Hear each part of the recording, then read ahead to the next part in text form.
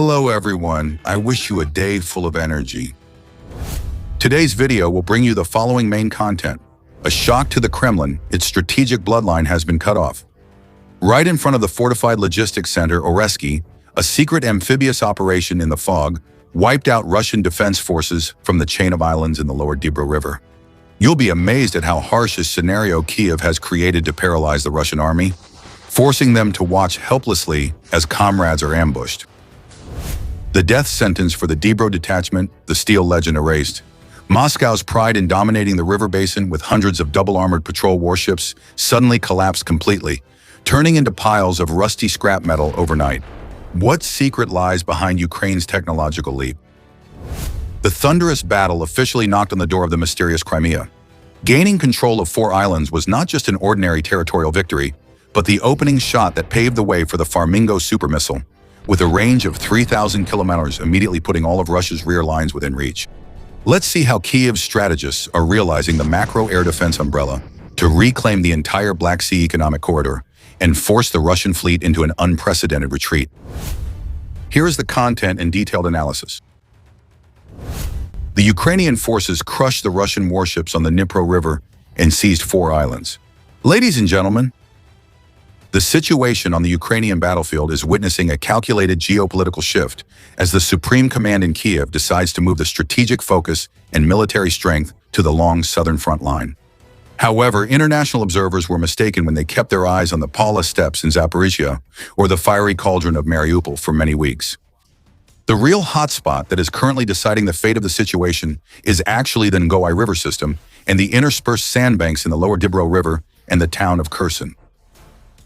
It is in this rugged strategic land that the Kremlin's war machine has unexpectedly faced a scenario far beyond its expectations. On the vital waterway routes connecting Kherson and Oresty, the 61st Naval Infantry Brigade, along with reinforced units from Russia's 98th Guards Airborne Division, continue to maintain patrol operations day and night using motorboats. With their existing upper hand, the 61st Naval Infantry Brigade continuously carries out amphibious landings to establish a pincer pressure on the positions of the Ukrainian army on the opposite bank of the river. However, the Russian soldiers diligently patrolling on the water seem unaware of the harsh fate that awaits them ahead. As the patrol boats rushed into the middle of the river, the sky above the area between Kherson and Oresty was suddenly torn apart by a rain of fire from Ukrainian FPV drones, artillery, and mortars. Amidst the hail of gunfire, soldiers from Ukraine's 34th Independent Marine Brigade suddenly launched an assault on small tactical boats, heading straight into the dangerous river delta to hunt down Russian naval infantry forces. The battle at the junction of small islands between Kherson and Oresty, a geographically narrow but strategically vital area, unfolded with a scale and brutality far beyond what analysts had anticipated. The event erupted as soon as Ukraine's 34th Independent Marine Brigade completed all preparations and officially opened fire.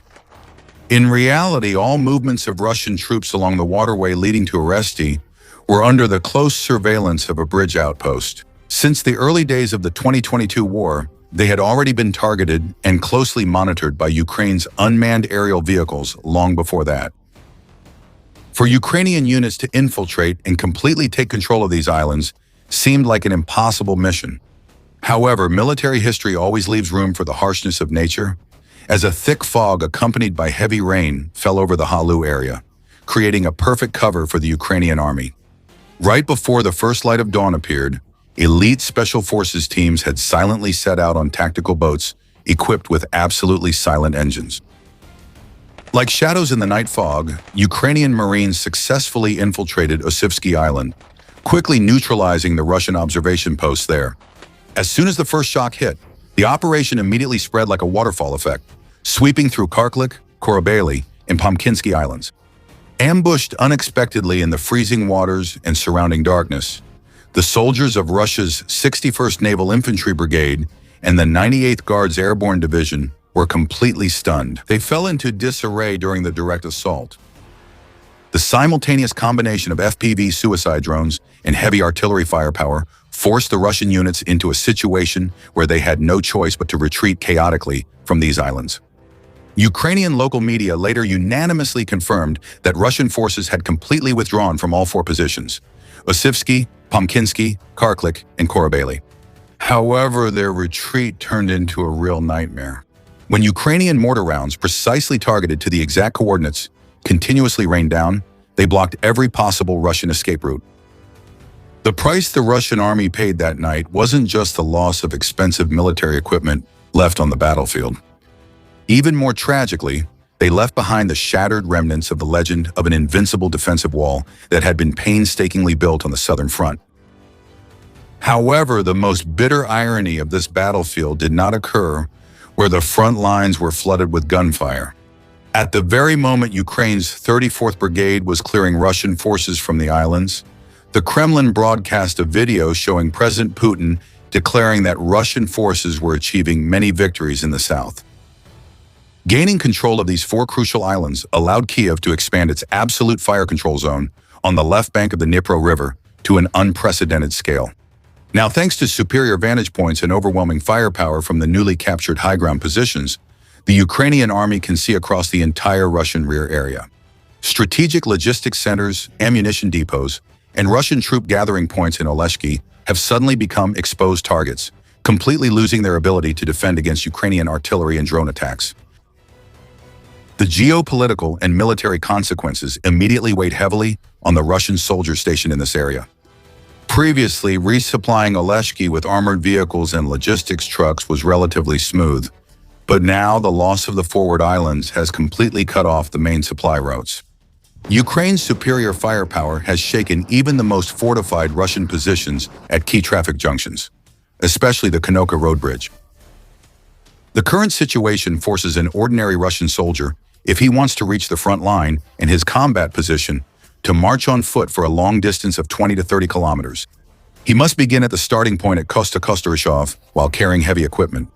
Not stopping there, through this breakthrough campaign, the Ukrainian army has established a solid steel shield to protect the city of Kherson against any enemy attempts to cross the river, while gradually pushing its strategic defensive edge directly into the heart of the enemy's front line. Reports from May show that Russia has concentrated more than 300 boats of various types toward Kherson to carry out amphibious operations aimed at breaking through Ukraine's defensive lines. But this large number failed to deliver the expected results. Long-range missile fire and Ukraine's explosive-laden suicide drones have gradually worn down this fleet step by step. The biggest turning point actually happened much earlier, in December 2025, when Ukraine's lightning strikes flattened the main base and the River Fleet's facilities at Olenivka. This firestorm completely destroyed command and control capabilities and turned most of Russia's fleet into useless piles of scrap metal. The few remaining Russian speedboats after that disaster quickly became moving floating targets for Ukrainian FPV drones to hunt down. Strange reports from the local ATEX guerrilla movement have exposed the extreme panic within the Russian command ranks. When the shortage of watercraft became so severe, it forced soldiers into a situation where they couldn't risk going out onto the river.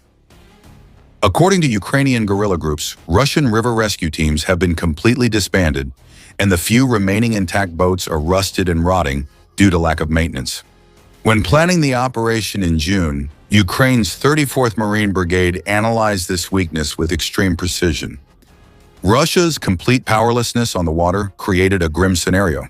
Russian ground forces in Oleshki, although only a few hundred meters away from their ambushed comrades on the islands, could only stand by helplessly and watch, unable to provide any support. The battle that they could only watch helplessly from the shore is the strongest evidence of the complete failure of Russia's combined arms operational capability in the Kherson River Delta. After the aftershocks of the victory on the islands and the collapse of the Dnipro River flotilla, the wave of conflict in this area will certainly not stop.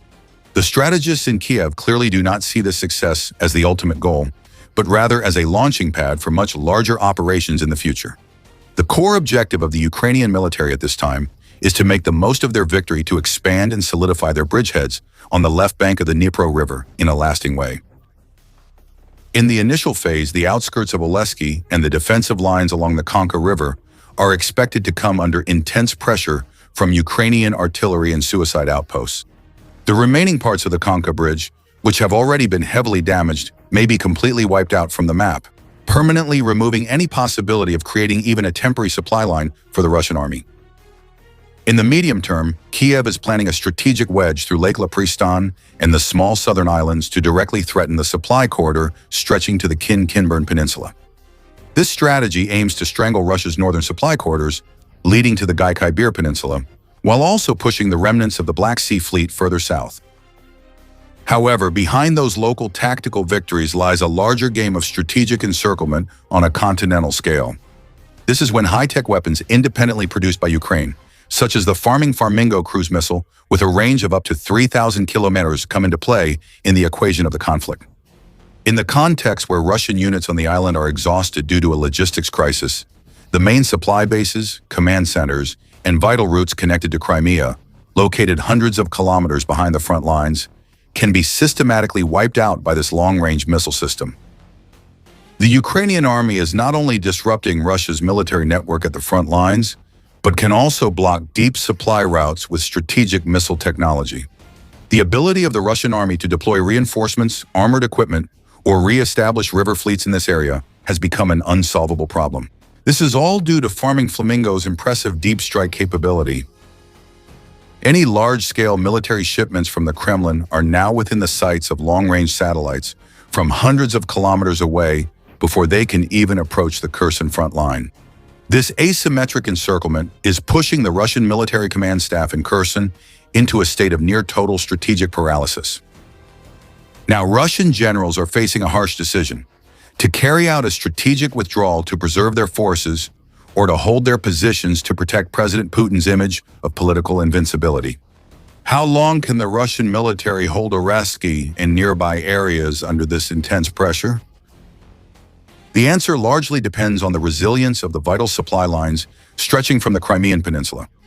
The systematic strikes carried out by Ukraine using cruise missiles and medium-range systems are tightening the supply network in Russia's south. The repeated attacks on bridges and transportation routes leading to the land bridge to Russia and Henichesk have forced Russia to constantly reorganize the flow of supplies and equipment, causing heavy losses in both time and resources. The campaign at the Kherson and Oresky lifeline also serves as a crucial testing ground, marking the birth of an entirely new operational doctrine in the river delta regions by Kiev's strategists. Floating island denial has now replaced traditional ground campaigns as the main strategy. Ukrainian engineers are said to have started building shelters with precast concrete, solar-powered command posts, and fiber-optic communication systems, aiming to turn the newly captured islands into fortified and long-lasting fire support bases. This infrastructure not only creates a model of combat operations for Kherson, but also serves as a template for future river-run campaigns. In a little-noticed but crucial area, Ukraine's leap in electronic warfare capabilities is the key to breaking the enemy's resistance. What paralyzes Russia's love-swell warships is not only swarms of FPV drones, but also Ukraine's domestically developed electronic warfare systems called NAD and Tokro Pogdova. Activating these systems simultaneously completely disrupted the navigation and radio communications of Russian warships for hours, causing Russia's command chain to almost completely lose contact with the frontline units on the island. This technological superiority is laying the groundwork for the Ukrainian military to prepare to standardize the tactical tripod, drones, electronic warfare, and special forces into a standard combat procedure. Meanwhile, on the other side of the front, the Russian military is facing an increasingly severe psychological crisis. In recent weeks, reports have recorded a growing number of Russian soldiers deserting in Kherson under the guise of voluntary rotation. This is not simply a story of localized morale decline, but a sign that the Russian military is struggling to adapt to the new generation of warfare. Despite the waves of military mobilization by the Kremlin, the decline in the quality of professional marine and airborne assault units is becoming increasingly apparent. Ecologically, the battlefield scene appears even more tragic and dramatic. The ecosystem of the Dnipro estuary, already extremely sensitive after the disaster with the Kakhovka Dam, now has to bear new pressure from the high density of ammunition use and the amount of fuel leaking from sunken ships. The fact that Russia has moved its artillery positions and short-range air defense systems further back behind Oresky has inadvertently created a huge safe corridor in the skies over the Dnipro River for the Ukrainian Air Force. Modern fighter jets and advanced aviation equipment provided by Western allies are being rapidly integrated to be ready to intervene as a strategic shield at this very moment. These wetlands and river basins are expected to become launch pads for Ukrainian jets to infiltrate at low altitude, dropping precision munitions on Russia's strategic bases in the south. If Ukraine succeeds in fully securing the Dnipro River's lower basin with overwhelming firepower and a new air defense shield, critical civilian infrastructure that has been frozen since the beginning of the war will have a chance to be revived. If this scenario becomes reality, it will open the door to two core strategic targets, the ports of Mykolaiv and Kherson. So, in your opinion, with overwhelming firepower from these islands, can Ukraine completely sweep Russian forces from the left bank of the Dnipro River in the near future?